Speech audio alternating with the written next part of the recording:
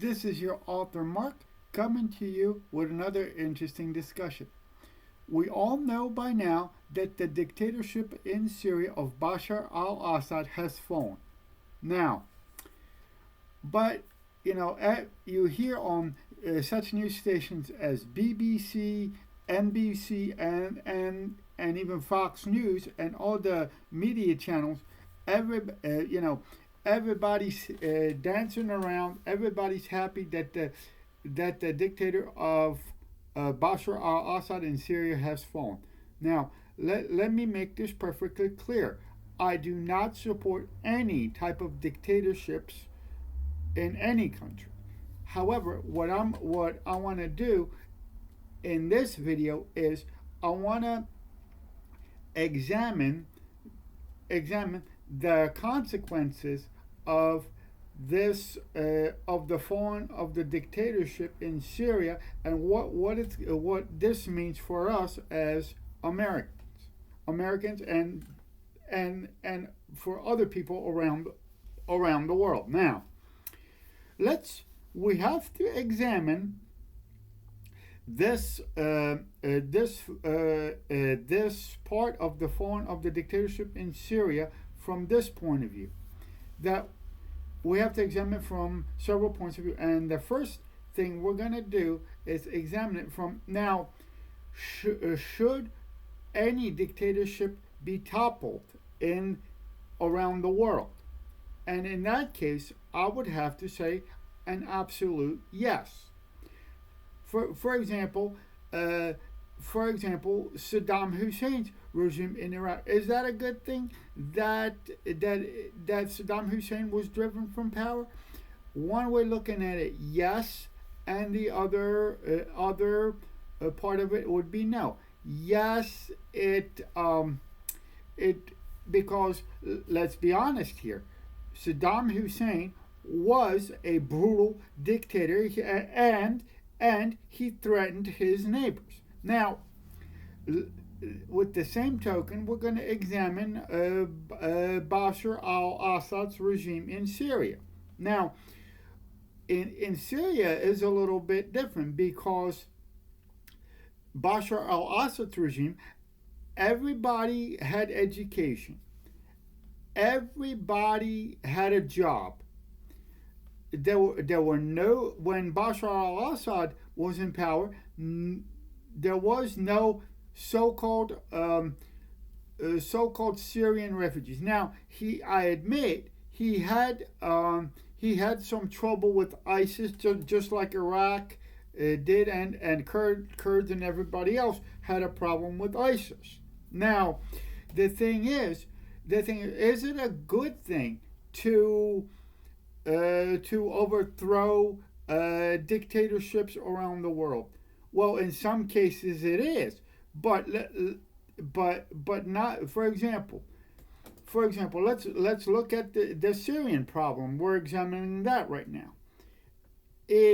For example, okay, Saddam Hussein did threaten his neighbor, while vice versa, Mr. Assad in Syria did not. Now, was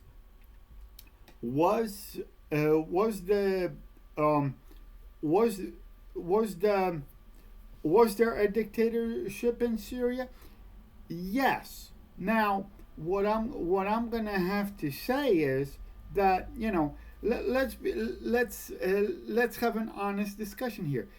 In the Middle East, for those of you who don't know, ever since the Egyptian civilization, strong men were ruling Middle East. Now it was this goes back all the way to the Egyptian civilization. Now everybody thinks that okay, we're gonna get rid of Baal, the president of Syria. We're gonna get rid of Hosni Mubarak. We're gonna do this. We're gonna get rid of this dictator. Okay, whatever. But the thing is, what most people do not understand is that what do you think it's gonna happen next? you think that that we're going to have McDonald's on every corner? That everything's going to be just like it is in America? No, it is not, because you know what I'm trying to do is in this video is show you the consequences that things can happen now, because and the things that can happen because a number one, the economy of Syria was better than ours. Everybody had a job in Syria. Everybody had an education, like I said. And then what? Just because we don't like certain people or certain presidents, we're just gonna overthrow them. I mean, the thing is, because okay, you can certainly topple a dictatorship, ladies and gentlemen, but okay, but what are you gonna put in its place? And that is the main question, because okay, we already tried to bring like I said, we already tried to bring democracy to Iraq, and it didn't have much success. We tried to bring democracy to, or our version of democracy, to Afghanistan, so it didn't work. Now the thing is, there is a saying, sometimes it's better to work with the people that you do know than the person that you don't know. Now, was Bashar al-Assad, the president of Syria, a perfect leader? No leader is perfect. But the thing is, at least his country was stable. His country prospered somewhat. Now it wasn't perfect, but it was it was half decent. People had jobs. People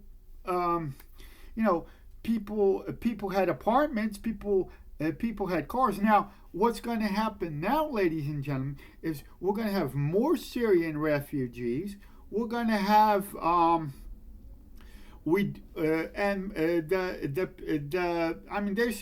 media says that the Syrian rebels have taken Damascus, and President of Syria left power.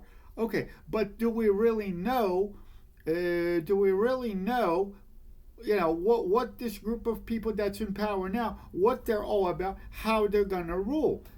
Do we even know that? So that's why I said it is better to work with a person like Bashar al-Assad, that you guys, that we do know, than we don't know. Now, also we have to examine now the Arab Spring started in has spread through, what do you call, Libya and all that. Now Libya was also a dictatorship, but again, it was stable. It was under control. It was under control. But the thing is, what has become of Libya today? A big, huge mess. What's going to become of Syria now? One huge mess. Now,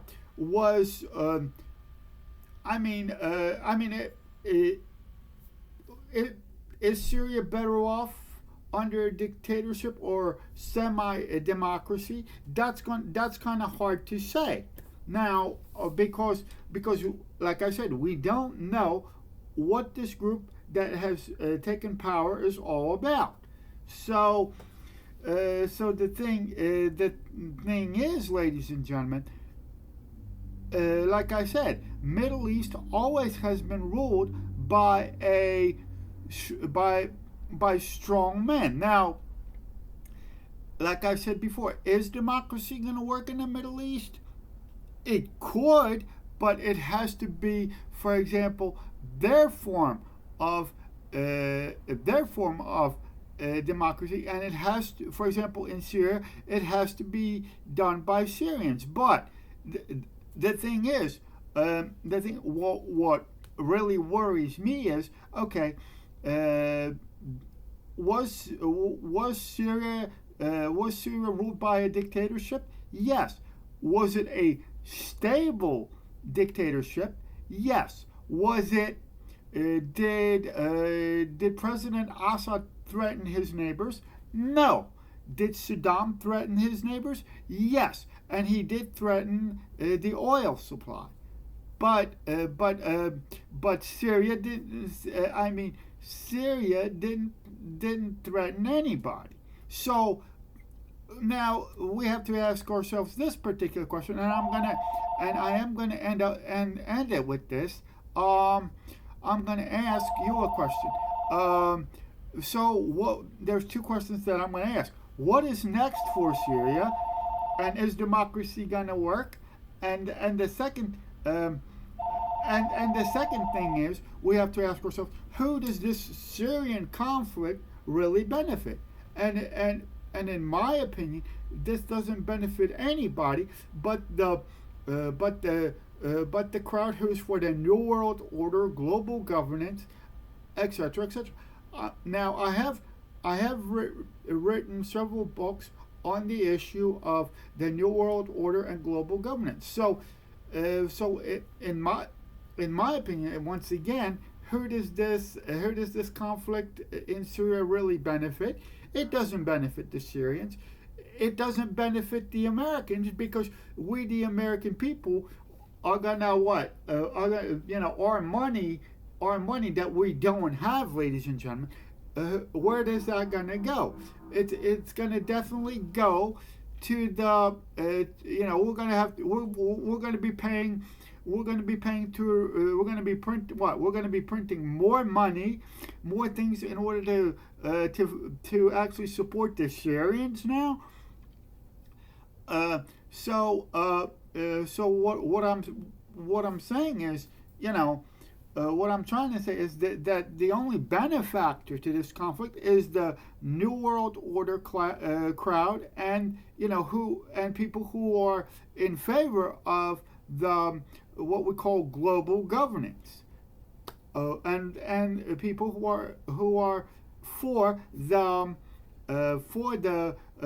one world government. Now, you can give me a thumbs up. You can subscribe to my channel if you like this. You can definitely comment on my videos. Give me a thumbs up. There's a variety of ways to get in touch with me. So I'm going to say goodbye for now, and I will see you in my next video.